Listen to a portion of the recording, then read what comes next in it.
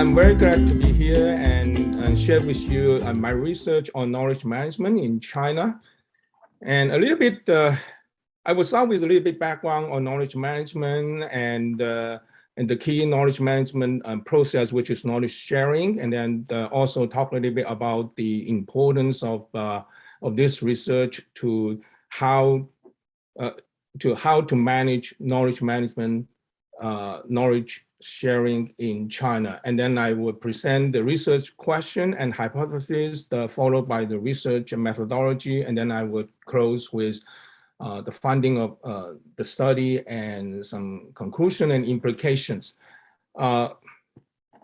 Many of you probably know that knowledge management is about the systematic efforts to organize, share, apply, and generate knowledge throughout an organization. In the literature of the knowledge management, it's widely accepted that knowledge management is a key to a company's competitive success in today's knowledge economy.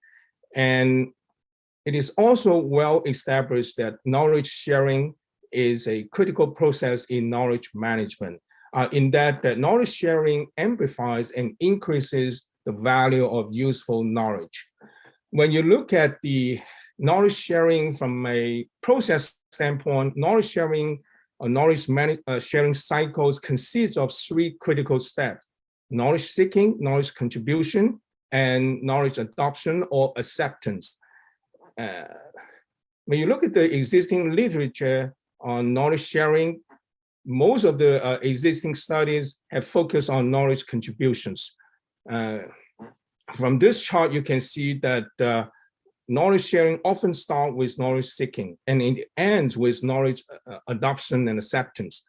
So in case some of you feel that, knowledge adoption is automatic. Once you receive a piece of knowledge shared by somebody else, you will automatically adopt and apply and use the knowledge that you have received.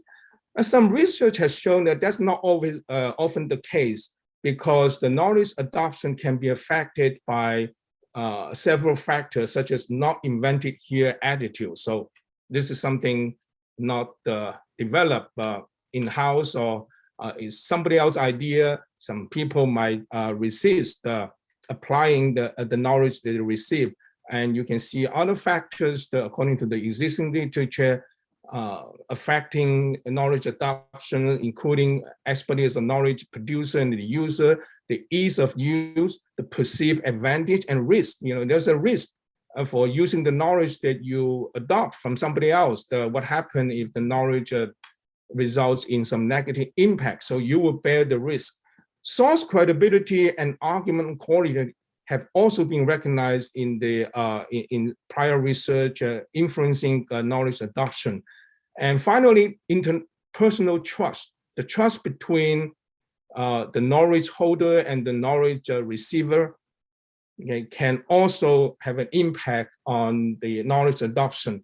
My research is it's about the interpersonal trust. In the literature of trust, interpersonal trust, there are two kinds of trust. The first one, this is based on the Western view of the interpersonal trust. There is an affect-based trust, which is about the benevolence, the care and concern. And the other trust is the cognition-based trust, reflecting the how much you trust the other person's ability and competence and reliability.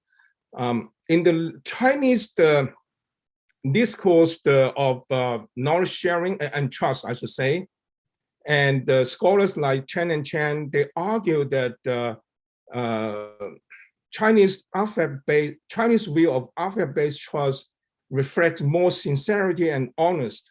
In other words, it's very important for the Chinese that before they can trust the other person is to really assess their sincerity and honesty. Furthermore, these authors argue that unlike in the Western situation, that cognition-based trust seems to precede affect-based trust. It's the other way in China. In other words, the Chinese would judge, they would evaluate the trust, the sincerity, and honesty of the other person before they can trust your reliability and competence.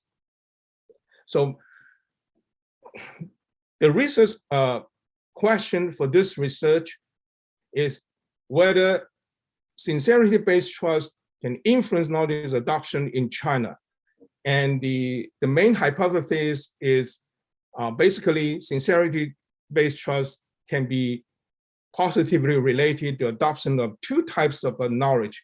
In the literature of knowledge management, it's well established that there are two kinds of distinctive types of knowledge. We have explicit knowledge, which can be easily articulated and documented, such as what we are doing here. And explicit knowledge consists typically like reports, presentation, manuals, and formulas. On the other hand, you have the tacit knowledge, which is more interesting, particularly from a strategic standpoint. Tacit knowledge reflects skills, insight, gut feeling, hunch, and yet they play a very important part in many business situations. And it's hard to articulate and document. Okay, all right. So I developed two specific research hypotheses in this study. Okay, because the heavy emphasis on sincerity trust, right?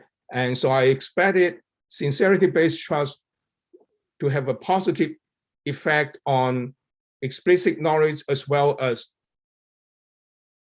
tacit knowledge adoption. Okay.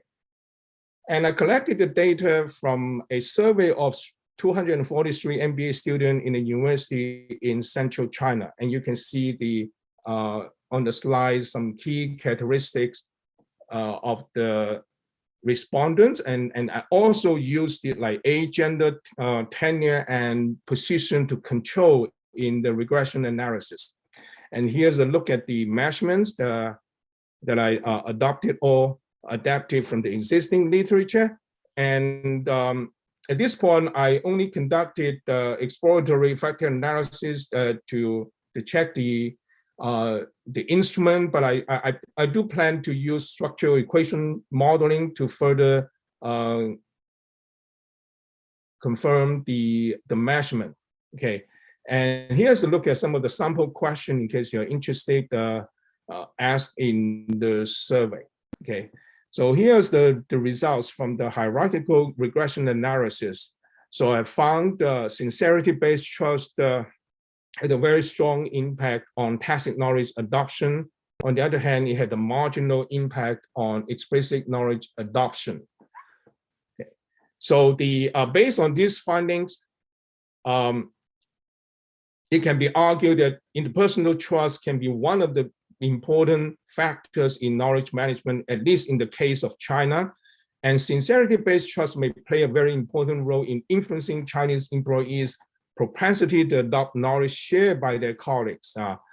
This is another, to me, a very important research implication. And from the managerial standpoint, I think the Western companies who operate in China may need to pay attention to this unique type of interpersonal trust, which is unique, specific to the Chinese and the Chinese culture, and in its influence on knowledge sharing.